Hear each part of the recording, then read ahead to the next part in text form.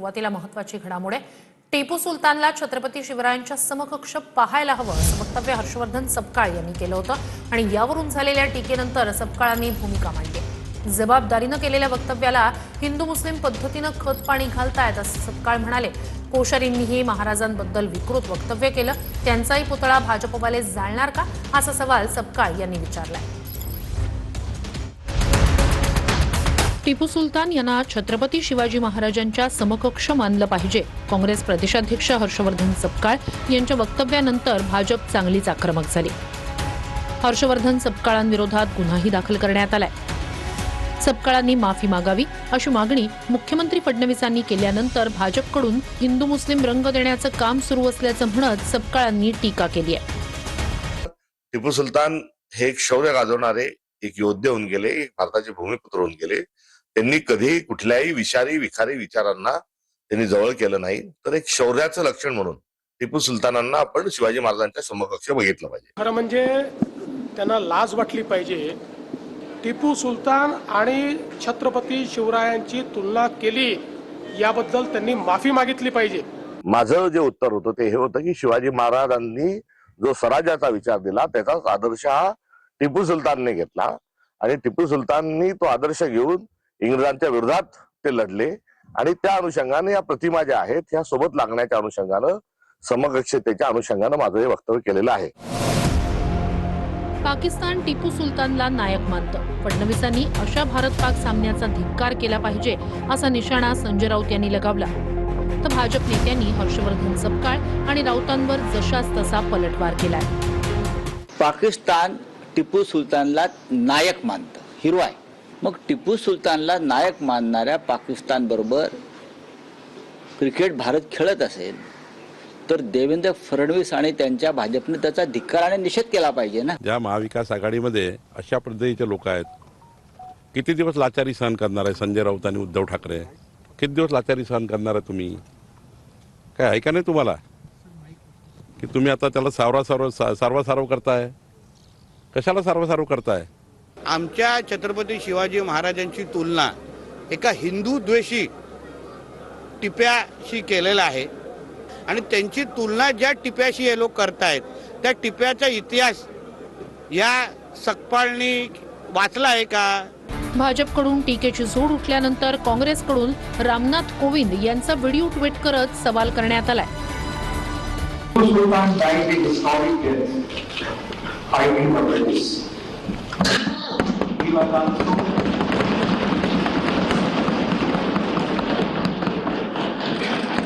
He was also a pioneer in the development and use of Mysore rockets in Bharat.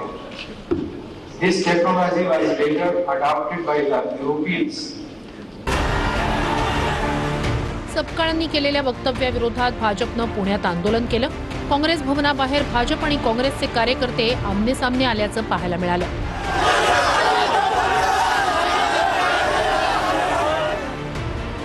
आंदोलनादरम्यान दगडफेकही झाली, त्यात काँग्रेस कार्यकर्ता जखमी झालाय। तर आंदोलनादरम्यान गोखले प्रवेशद्वाराजवळ एक जण हातात दगड घेऊन दिसतोय। पहिल्यांदा दगड फेकण्याचा प्रयत्न ही व्यक्ती करतेय। या व्यक्तीच्या बाजूलाच काही पोलीसही दिसत आहेत। एका महिला पोलिसानं या व्यक्तीला अडवण्याचा प्रयत्न करताच त्यानं हातातला दगड समोरच्या जमावावर फेकला। यानंतर पोलीस दगड फेकणाऱ्या व्यक्तीला घेऊन जाताना दिसतायत। दगडफेक करणारी व्यक्ती भाजपचा कार्यकर्ता असल्याचा दावा काँग्रेसनं केलाय। काँग्रेसने आज या आंदोलनाला गालबोट लावण्याचा प्रयत्न केला। महाराष्ट्रातला प्रत्येक शिवभक्त हर्षवर्धन सपकाळांना विचारणारे की तुम्ही छत्रपती शिवाजी महाराजांचे मावळे आहात का टिपू सुलतानची अवलाद? याच्यावरती पांघरून टाकण्यासाठी किंवा या विषयाला कलाटणी देण्यासाठी आज त्यांनी भाजपा कार्यकर्त्यांवरती दगडफेक केली। सपकाळांविरोधात पुण्यासह राज्यात ठिकठिकाणी आंदोलनं करण्यात आली आहेत। छत्रपती संभाजीनगर, नाशिक, नागपूर, सोलापूर, लातूर, सांगली आणि नांदेडसह अनेक भागात सपकाळांविरोधात भाजप आक्रमक झाली। पुढच्या घडामोडीकडे स्थानिक स्वराज्य संस्थांच्या निवडणुकीत उद्धव ठाकरे आणि राज ठाकरे यांनी महाराष्ट्र पालथा घातला असता तर निकालाचे आकडे नक्कीच बदलले असते असं मत संजय राऊत यांनी सामनातून मांडलंय। तलवारीला तलवार भिडणारं नेतृत्वच यापुढे महाराष्ट्रात टिकेल. ठाकरे बंधूंच्या कार्यपद्धतीवर संजय राऊत यांनी रोखठोक सदरातून परखड मत मांडलंय. राज्यातील महापालिका निवडणुकांसह ग्रामीण भागातील निवडणुकांमध्ये भाजपला मोठं यश मिळालं. 18 वर्षांनंतर ठाकरे बंधू एकत्र येऊनही त्यांना हवं तसं यश मिळालं नाहीये. ठाकरे बंधूंनी केवळ मुंबई, ठाणे, नाशिक महापालिकेवरच विशेष लक्ष दिलं होतं. यावरून संजय राऊतांनी सामनाच्या रोखठोक सदरातून परखडपणे मत मांडलं. स्थानिक स्वराज्य संस्थांच्या निवडणुकीमध्ये ठाकरे बंधूंनी महाराष्ट्र पालथा घातला असता तर निकालाचे आकडे नक्कीच बदलले असते असं राऊत म्हणाले. सामनात नेमकं काय म्हटलंय पाहूया. स्थानिक स्वराज्य संस्थांच्या निवडणुकीत भाजप आणि त्यांच्या मित्रपक्षांनी विजयाची हॅट्रिक केली. विरोधी पक्षांनी आत्मचिंतन करावे असे हे निकाल लागले. लढण्याची आणि जिंकण्याची भूक असावी लागते. ती संपली का? फक्त पैसा हाच निवडणुका जिंकून देतो असं ज्यांना वाटतं त्यांनी या निवडणुकीत जिंकलेल्या फाटक्या लोकांकडे पाहायला हवं. मुंबई आणि इतर काही महापालिका सोडल्या तर विरोधकांनी स्थानिक स्वराज्य संस्थांच्या निवडणुका गांभीर्यानं घेतल्या नाहीत. लोकभावना अशी आहे की स्थानिक स्वराज्य संस्थांच्या निवडणुकीत उद्धव आणि राज ठाकरे यांनी महाराष्ट्र पालथा घातला असता तर निकालाचे आकडे नक्कीच बदलले असते. फडणवीस यांच्यासह भाजपचे सर्व प्रमुख नेते ग्रामीण भागात फिरतात आणि कार्यक्रम राबवतात.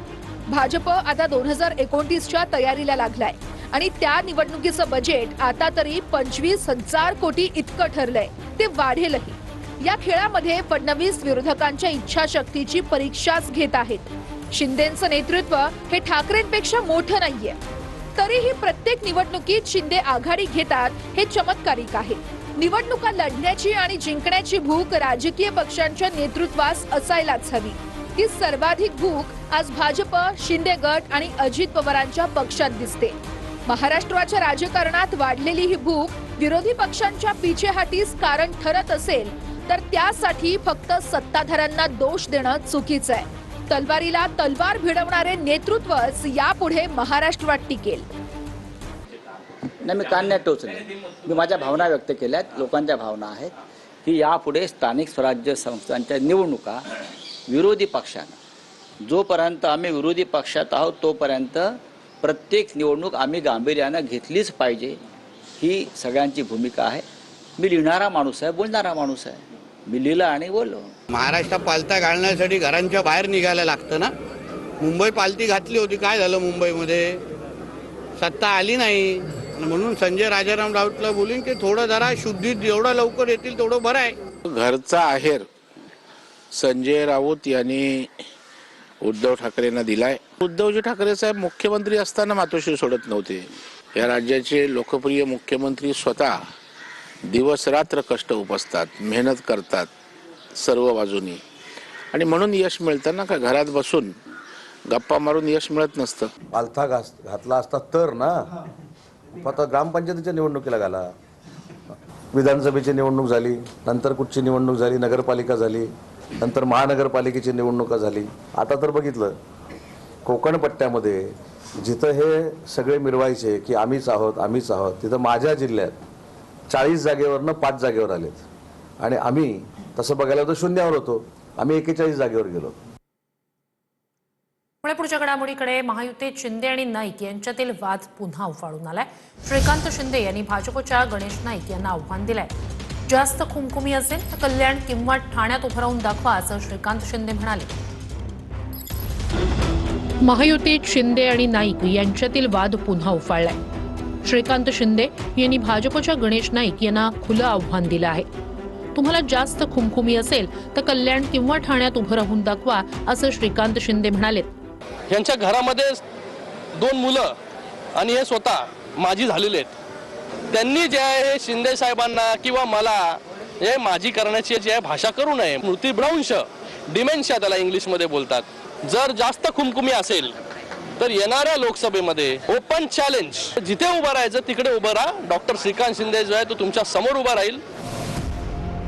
दरम्यान 2 दिवसांपूर्वी गणेश नाईक यांनी शिंदेंच्या नगरविकास खात्यावर बोट ठेवलं होतं. नवी मुंबईतील मोकळे भूखंड बिल्डरांच्या घशात घातल्याचा आरोप गणेश नाईक यांनी केला होता. त्यांच्या या आरोपांना मंत्री उदय सामंत यांनीही उत्तर दिलं. एखाद्या शाळेकरता, रुग्णालयाकरता ते पण दिले गेले नाहीत. ते भूखंड बिल्डर लोकांच्या घशात यांच्या दलालांनी घातले. मला या गोष्टीची लाज वाटते की ज्या मंत्रिमंडळामध्ये मी आहे त्या मंत्रिमंडळामधल्या नगरविकास खात्याच्या लोकांनी अशा प्रकारचं कर्मदरिद्रीपणा केला. कायमस्वरूपी एकनाथ शिंदे साहेबांवर बोलणं त्याच्यामधनं कदाचित तुमचा TRP त्यांची ब्रेकिंग होत असेल म्हणून ते बोलत असतील. आणि एवढीच जर एलर्जी असेल तर त्यांनी थांबावं ना. आम्ही कुठं असं म्हणतो, ते आम्हाला सिनियर आहेत, वयानं पण सिनियर आहे, त्याच्याबद्दल दुमत असलेलं काही कारण नाही. पण त्यांना एवढाच जर त्रास होत असेल त्यांनी थांबावं.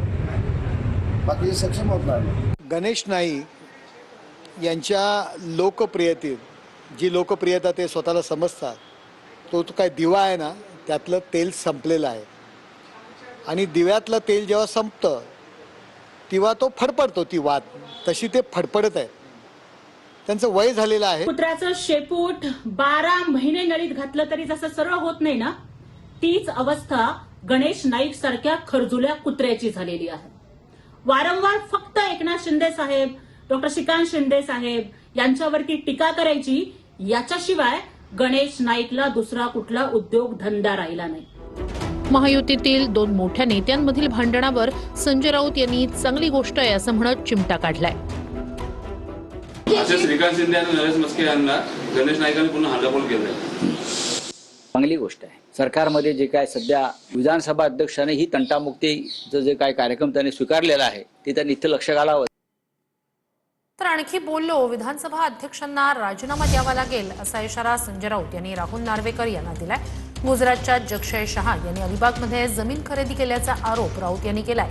तर व्हिडिओ समोर आणा, चोख उत्तर देऊ, खोट्या धमक्यांना घाबरत नाही असं उत्तर नार्वेकरांनी दिलंय.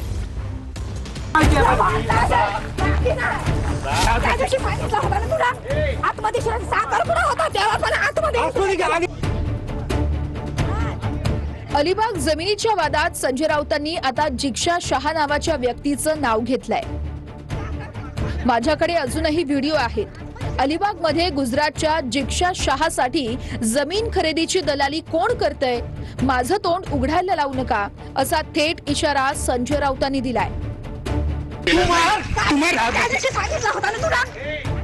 काल अलिबागच्या म्हात्रोळी गावात विधानसभा अध्यक्ष राहुल नार्वेकर यांच्या सहकार्याला शेतकऱ्यांनी मारहाण केली.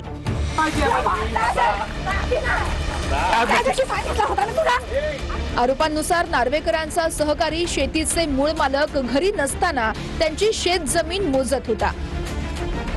त्याच वेळेस जमिनीचे मूळ मालक आले आणि त्यानंतर नार्वेकरांसोबतच राडा झाला. आम्ही घरात नाही तर संधी सोडून आतमध्ये शिरतात तुम्ही.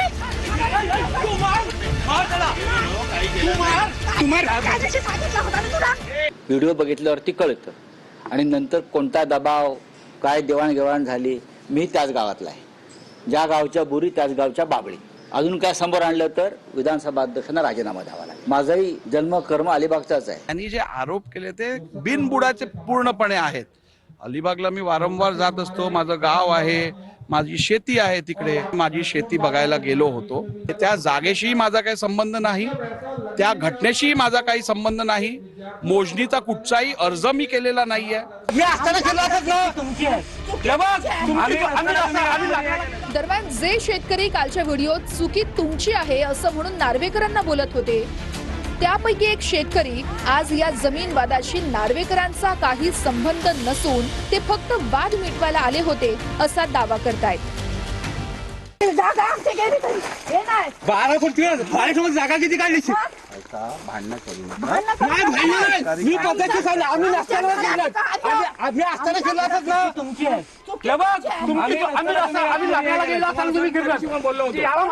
तेजलशी आणि माझ्या जमिनीच्या वादातून मोजणी करणाऱ्या त्यांच्यातून झालेला आहे. आणि त्याच दरम्यान नार्वेकर साहेब इथून जात होते. त्यांचा या व्हिडिओ याच्याशी काही संबंध नाही. त्यांचा चुकून याचे फोटो आलेला आहे. त्याचा कोणी गैरवापर करू नये. व्हिडिओ बघितल्यावरती कळतं. आणि नंतर कोणता दबाव, काय देवाणघेवाण झाली, मी त्याच गावातला आहे. ज्या गावच्या बुरी त्याच गावच्या बाबळी. माझाही जन्म कर्म अलिबागचाच आहे, त्याच भागातला आहे. माझ्याकडे जास्त माहिती आहे काय आहे ते. या संदर्भात विधानसभा अध्यक्ष राहुल नार्वेकरांनी ट्विट करत आपली बाजू मांडली आहे. उद्धव ठाकरे यांचे पुत्र तेजस ठाकरे यांच्यावर रिलायन्स रुग्णालयात उपचार सुरू आहेत. प्रकृती ठीक नसल्यानं बुधवारपासून त्यांच्यावर रुग्णालयात उपचार सुरू आहेत. उद्धव ठाकरे काल रात्री रुग्णालयातच थांबले होते.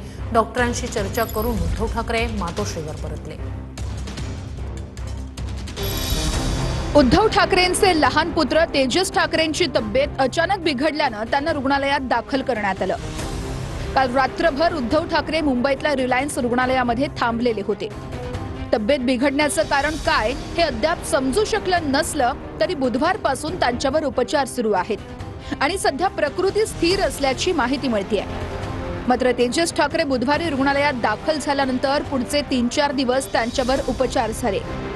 त्यानंतर शनिवारचा पूर्ण दिवस उद्धव ठाकरे रुग्णालयात थांबले होते. त्यामुळे तेजस ठाकरेंना नेमकं काय झालंय याबद्दलची चर्चा सुरू होती. मात्र आता प्रकृती ठीक असून लवकरच डिस्चार्ज मिळेल अशी माहिती रुग्णालयातील सूत्रांनी दिली आहे. तेजस ठाकरे उद्धव ठाकरेंचे लहान पुत्र आहेत. ते राजकीय कार्यक्रमांना हजेरी लावत असले तरी त्यांचा अधिकृतपणे राजकारणात प्रवेश झालेला नाहीये. वन्यजीव प्राण्यांचे संशोधक म्हणून तेजस ठाकरेंनी चांगली ओळख मिळवली आहे. खेकडे, साप, मासे, गोगलगाय यांच्या 60हून अधिक प्रजाती शोधण्याची नोंद तेजस ठाकरेंच्या नावे आहे. पंकजा मुंडे यांच्या कार्यकर्त्यांकडून जीवे मारण्याची धमकी आल्याचा आरोप करुणा मुंडे यांनी केलाय. पंकजा मुंडे यांच्यावरील व्हिडिओ करू नको असं सांगितल्याचंही करुणा मुंडे यांचं म्हणणं आहे. धमकी देण्यापेक्षा काम करा असं करुणा मुंडे यांनी म्हटलं. करुणा मुंडेंनी पंकजा मुंडेंच्या कार्यकर्त्यांवर जीवे मारण्याची धमकी दिल्याचा आरोप केलाय. पंकजा मुंडेंच्या कार्यकर्त्यांनी फोन करून शिवीगाळ केली आणि धमकी दिली असा आरोप त्यांचा आहे. पंकजा मुंडे आणि धनंजय मुंडेंविरोधात व्हिडिओ बनवणं बंद कर नाहीतर तुला संपवून टाकू अशी धमकी दिल्याचं करुणा मुंडे म्हणाले. दरम्यान मला धमकावण्यापेक्षा काम करून दाखवा असं आव्हान करुणा मुंडेंनी पंकजा मुंडेंना दिलंय. 2 दिवस अगोदर रात्री 12 वाजता मला पंकजा पालवेचे एक कार्यकर्त्याचा कॉल आला आणि मला शिवीगाळ केली आणि मला जीवे मारण्याची धमकी दिली आणि म्हणत होता की तू असं व्हिडिओ बनवू नका पंकजाताईबद्दल. पंकजाताईने काही काम केले नाही त्याच्यासाठी त्याचा तू पर्दाफाश करू नको. धनंजय मुंडेवरती काय तू व्हिडिओ बनवू नको, बोलू नको. फक्त जातीपातीचा राजकारण करून स्वतःची पुऱ्या भाजून मोठे मोठे भ्रष्टाचार करणारे हे लोक. चिक्कीचा घोटाळा केला होता, मोबाईलचा घोटाळा केला होता. माझ्या नवऱ्याने मला सगळं सांगितलेलं आहे.